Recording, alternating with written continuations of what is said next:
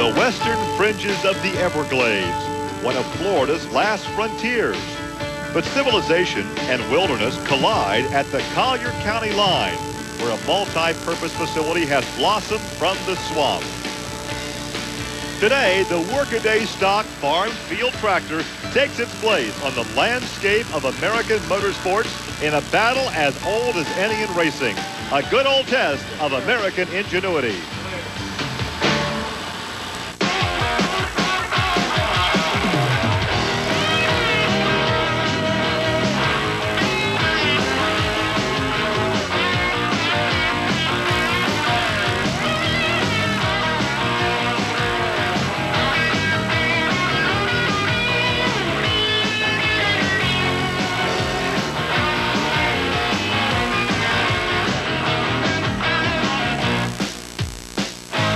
This is Trucks and Tractor Power, and today from Florida Sports Park in Naples, it's the Gator NTPA Nationals. The Superstocks are the NTPA signature division.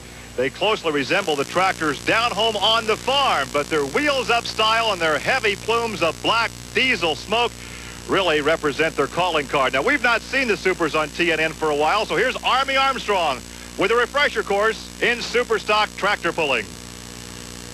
The Superstock tractor. Boy, I tell you what, a big crowd favorite. Today we're going to be looking at the 7,500-pound category, the middleweights in the competition known as Superstockers. You know, a Superstock tractor has a lot of appeal because all the manufacturers are represented here. So if you're in the agro industry and you drive a John Deere, you're going to be pulling for a John Deere. You drive an International on the field, you're going to be pulling for an International.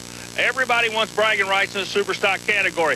You know, one of the interesting things I see about this class is what you see may not be what is real. For an example, the rules say you must run a stock appearing rear end, a stock appearing transmission, and a stock appearing engine. Well, they do appear to be stock, but that's where it stops. These particular tractors we're going to be seeing today will run as many as 4 turbochargers. They will be generating 12 to 1,500 horsepower.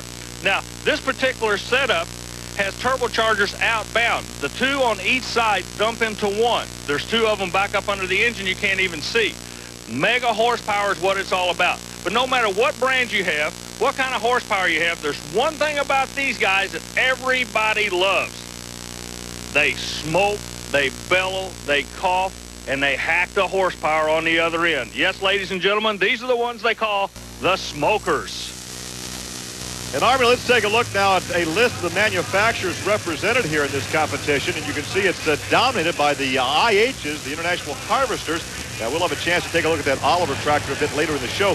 We always get asked on these pulling shows for more information about the sled. So earlier, Army had a chance to take a closer look at that piece of yellow iron. What you're looking at is one of the main components of a pulling sled, one of the main 3. It's called a main drive and frame assembly, and it's what holds the other 2 together. The second piece we're going to talk about is the weight box itself. We actually have 12,000 pounds of weight in this box right now. And what the sport of pulling is all about is this box, because as the vehicles hook onto the sled and pull it down the track, total weight being around 42,000 pounds, this 12,000 pounds of weight moves forward. As it moves forward, it changes the balance of the sled, putting more of a direct pressure on the front of the sled. That puts more weight on this piece of metal right here called the skid pan, and that's what literally stops these guys in their track. Now, the sled operators have come up with a couple of new things. One of them is the fact that this weight runs downhill. That's a safety factor. But the other is there is a pad underneath the front of the weight box. And that, again, helps the drivers to realize that when the box is topped out, it's just like running into a wall. It's going to nail it in the ground. Well, here is a look at Rich Lustig Silver Bullet. This is the Oliver that we mentioned earlier. You may recall one of his other vehicles, the Super Steeler, one of the biggest Steeler fans ever out of 84, Pennsylvania. Earlier, Army took a look at the Silver Bullet. The Silver Bullet of Rich Lustig, a unique individual, a unique piece of equipment. Why? Very simple. He's playing within the rules, right on the edge of the rules. You know, it's interesting in the Superstock category, they say you must run the same type of engine that came in the frame. Only one tractor ever came out with a V8 engine. It was called an Oliver. Well, this is an Oliver frame. It's got later model sheet metal on it, but he can still run the V8 engine. So he brings all the technologies from other forms of motorsports to the head design of the V8 engine to make all types of awesome horsepower. You take the head designs from other sports such as drag racing, you tie it in with 3 turbochargers, and you've got a phenomenal amount of horsepower. But there's one other piece of equipment on this tractor that is really unique. That is the fueling system. In a class that is known as a smoker class, this particular vehicle does not run diesel fuel. It runs methanol or alcohol for fuel. So when they go to the line today, don't look for the black smoke to be coming out of the silver bullet. He'll be pumping pure all day long. And so here is Lustig as he will prepare to take it out of the gate. You know, one of the things that's interesting here is he's looking at the gauges. Why, if you could watch these guys' eyes, it's like watching a tennis match. They've got so many gauges that they're trying to get the boost up. You know, one turbocharger makes horsepower. These guys are running 4 of them. Look at the intensity, the concentration. Look at the insignia on the helmet. Talk about a Pittsburgh Steelers fan. He's an NFL fan, that's for sure. Okay, but right now he is pulling the big boys. Let's see what's going to happen. Missed the weight a little bit. That means it's light on the nose. He's mile an hour looking, making all kinds of horsepower. That's what the sport is all about. It's called a full pull, my friend. But it's also a test pull.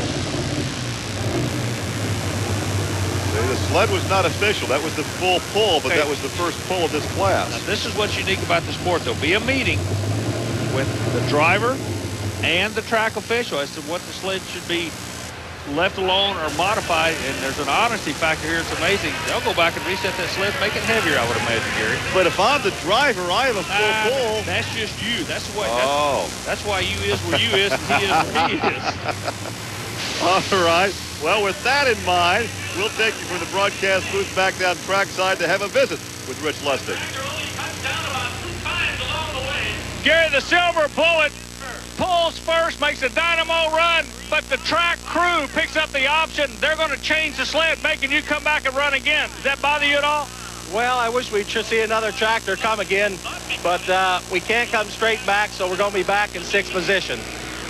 Will the track go away by then? That's the big question. I don't think the track's going to change much, no. So a full pull for Knott. They'll add some weight. We'll come back with more as you see the weight going in right now. Coming back with more from Naples.